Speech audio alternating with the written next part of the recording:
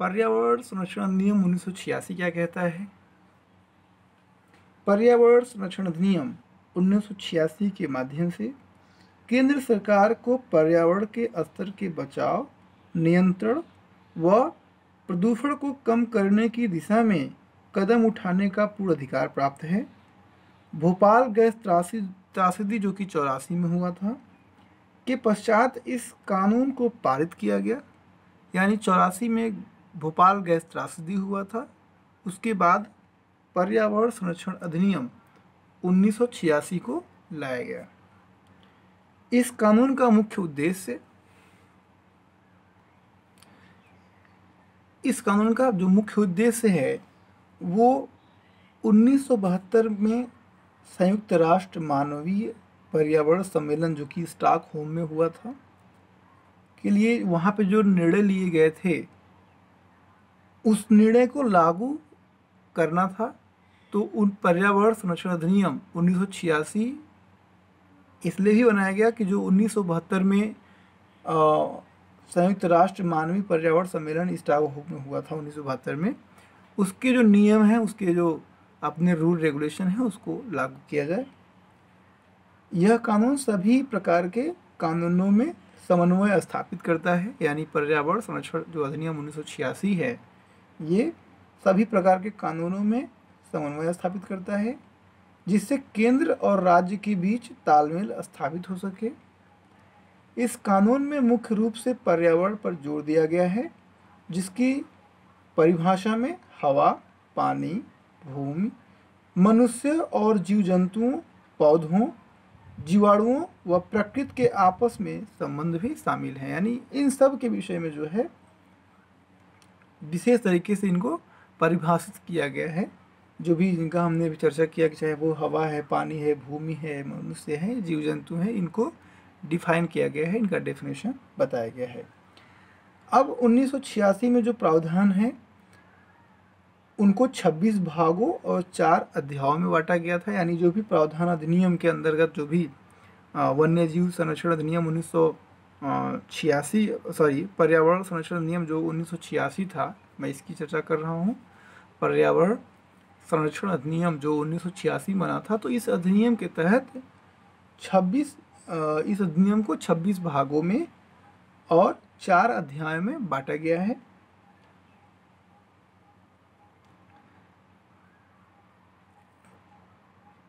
अब इसमें कुछ विशेषताएं हैं जो कि हम एक एक करके बताते हैं।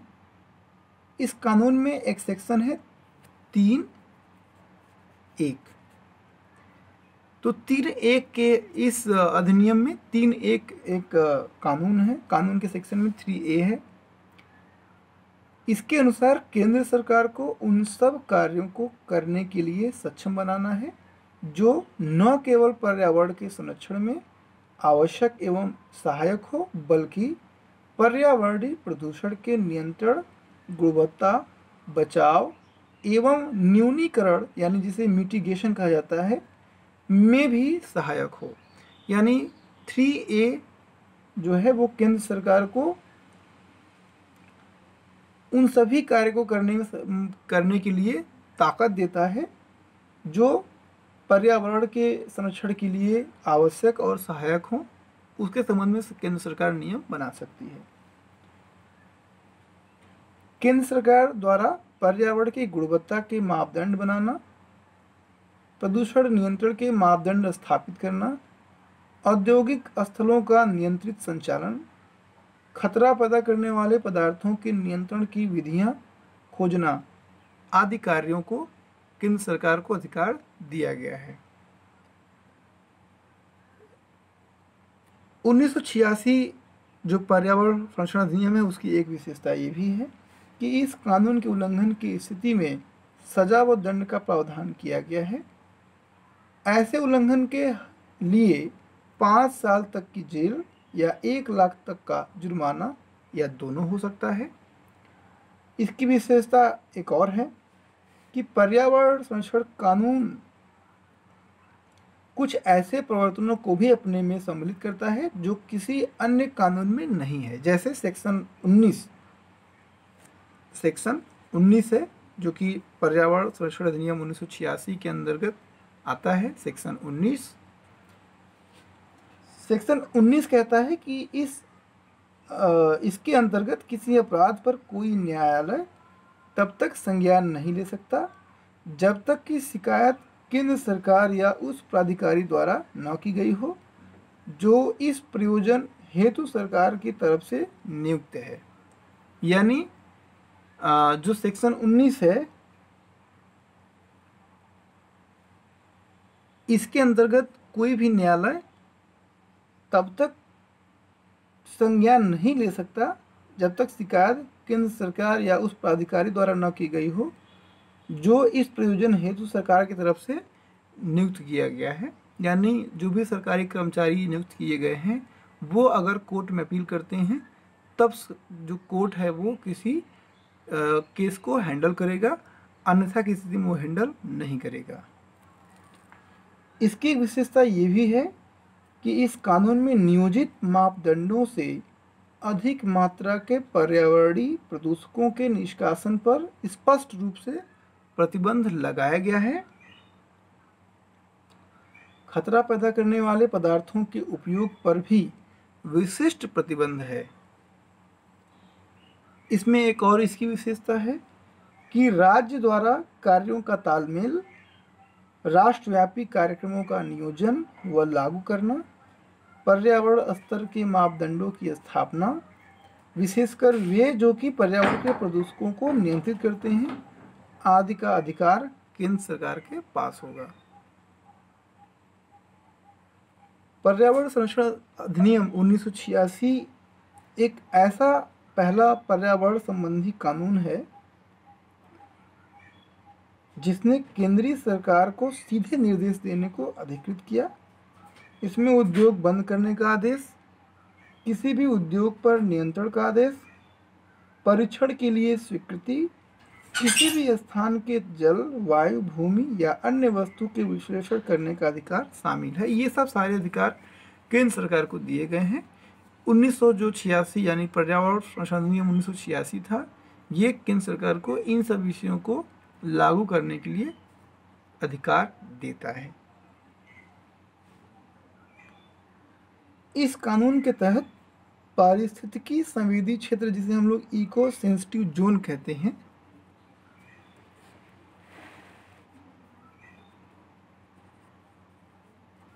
इको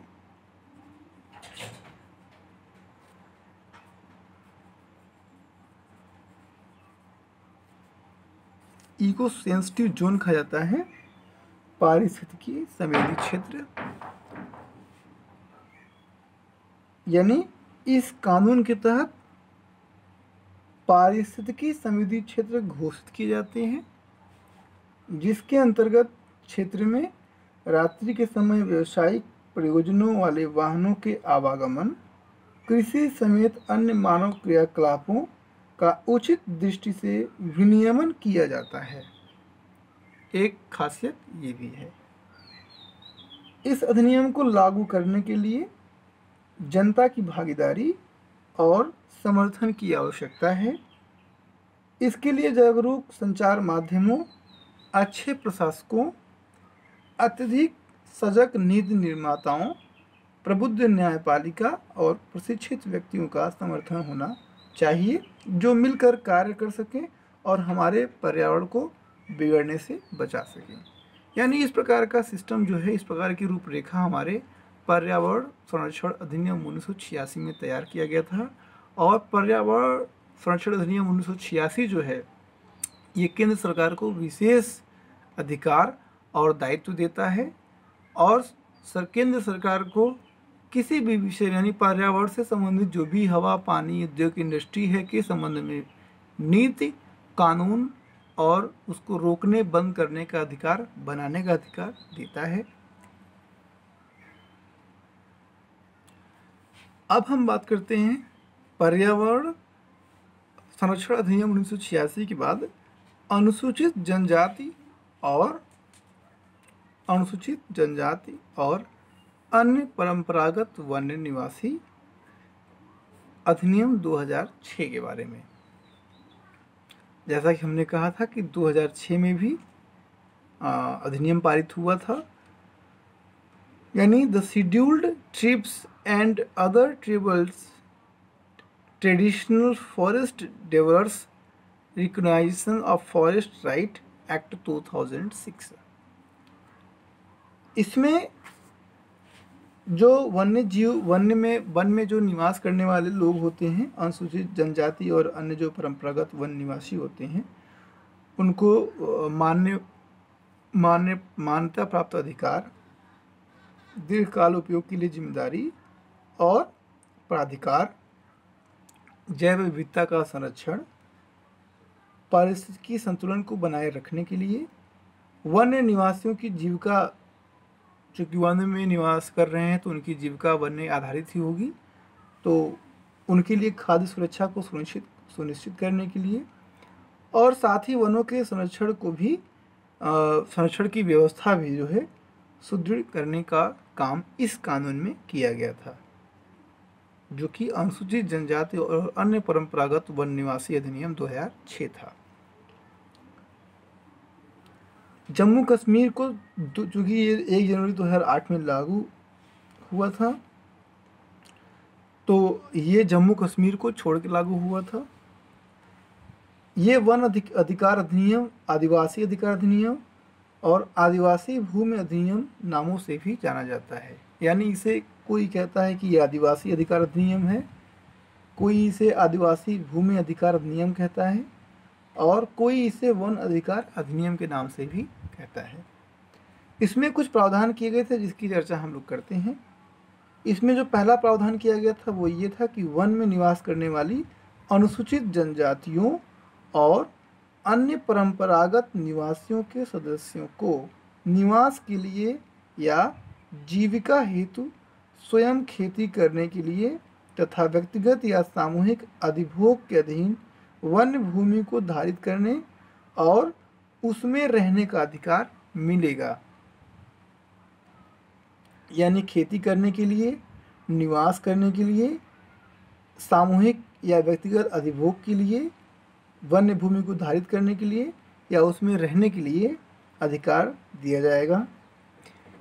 इसका प्रावधान, इसके अंदर एक और प्रावधान किया गया था कि वनवासियों के स्वामित्व वाली जमीन से लगी हुई 4 हेक्टेयर तक की भूमि का अनुदान भी प्रदान किया जाएगा। यानी जो भी जमीन उनके जो हमारा वनवासियों के अधीन जो जमीन होगी उससे लगी हुई जो भी 4 हेक्टेयर तक की भूमि होगी उसका भी अनुदान प्रदान किया जाएगा।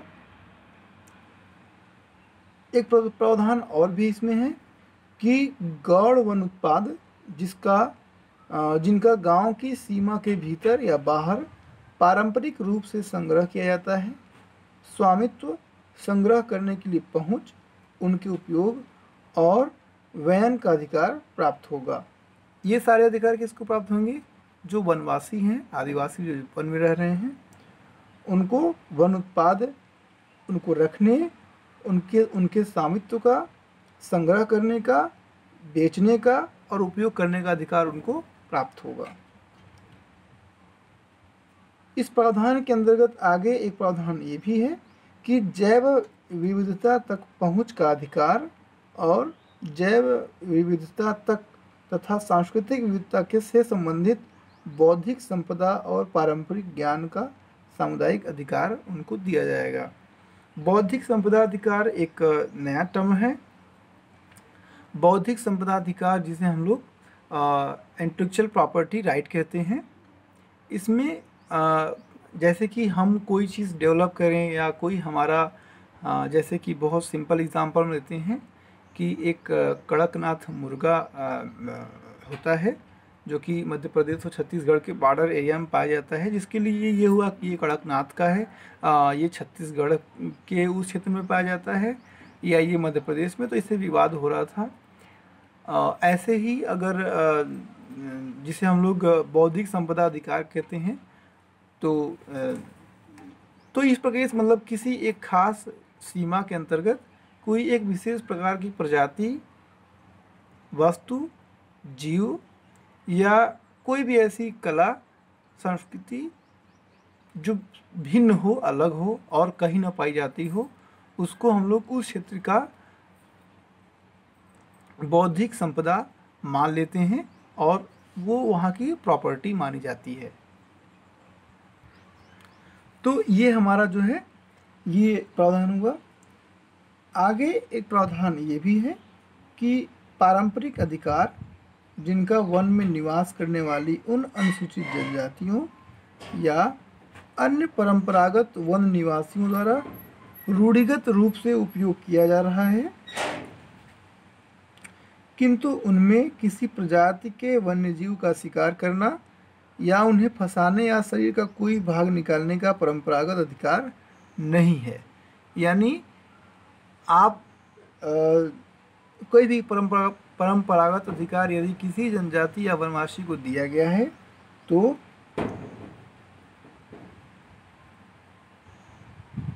यदि वो उस अधिकार के तहत किसी वन्यजीव को मारते हैं, उसके अंदर से उसके भाग अंग निकाल लेते हैं, तो इस प्रकार के अधिकारों को वंचित किया गया है। नहीं, आप इस परंपरागत अधिकार का उपयोग नहीं करेंगे। अब बात करते हैं कि जो वन अधिकार होते हैं उनको निहित करने के लिए प्राधिकारी और प्रक्रिया क्या है। यानी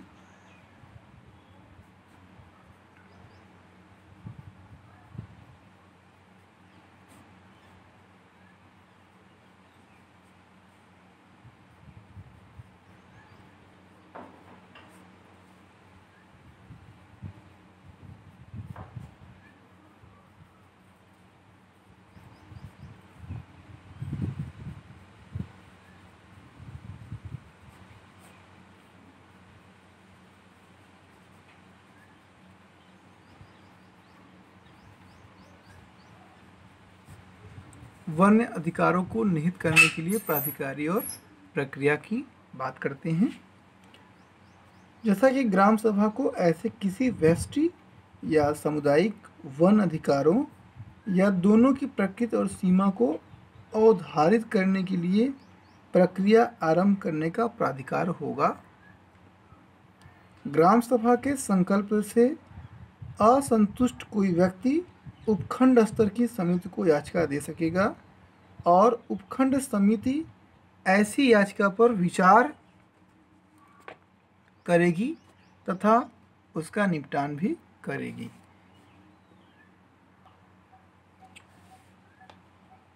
उपखंड स्तर की समिति के विनिश्चय से असंतुष्ट कोई व्यक्ति उपखंड स्तर की समिति के विनिश्चय की तारीख से 60 दिनों के भीतर जिला स्तर की समिति को याचिका दे सकेगा और जिला स्तर की समिति ऐसी याचिका पर विचार करेगी, वह निपटारा करेगी। यानी इस प्रकार का प्राधिकार और प्रक्रिया बनाई गई है।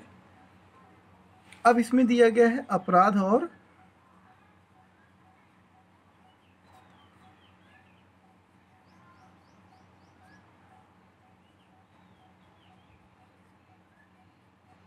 शक्तियां। अब इसके अंतर्गत कोई प्राधिकरण और समिति या उनका कोई सदस्य वन अधिकारों से संबंधित नियमों का उल्लंघन करता है तो उसे दोषी माना जाएगा। यानी कोई प्राधिकरण और समिति या उनका सदस्य वन अधिकारों से संबंधित नियमों का उल्लंघन करता है तो उसे दोषी माना जाएगा। कोई भी न्यायालय इस अधिनियम की धारा 7 के अधीन किसी अपराध का तब तक संज्ञान नहीं लेगा जब तक कि कोई वन में निवास करने वाली अनुसूचित जनजाति ग्राम सभा के संकल्प से संबंधित किसी विवाद के मामले में या किसी उच्च प्राधिकारी के विरुद्ध किसी संकल्प के माध्यम से ग्राम सभा राज्य स्तर की मॉनिटरिंग समिति को 60 दिन के भीतर सूचित नहीं कर देती है। राज्य स्तर की मॉनिटरिंग समिति ने ऐसे प्राधिकारी के विरुद्ध कार्रवाई न कर ली हो। यानी ये भी है कि अगर न्यायिक की बात की जाए तो अगर कोई व्यक्ति उल्लंघन करता है तो उसके अंतर्गत कोई भी न्यायालय अधिनियम जो 7 की जो धारा है उसके अधीन किसी अपराध का तब तक संज्ञान नहीं लेगा जब तक कि कोई वन में निवास करने वाला व्यक्ति जो है अनुसूचित जनजाति का जो भी ग्राम सभा में संकल्प लिया गया था किसी विवाद के मामले में या उच्च अधिकारी को उस प्राधिकारी जो भी उस व्यक्ति चयनित किया गया है उसके विरुद्ध किसी संकल्प के माध्यम से ग्राम सभा राज्य की मॉनिटरिंग समिति को 60 दिन के भीतर सूचित नहीं कर देता है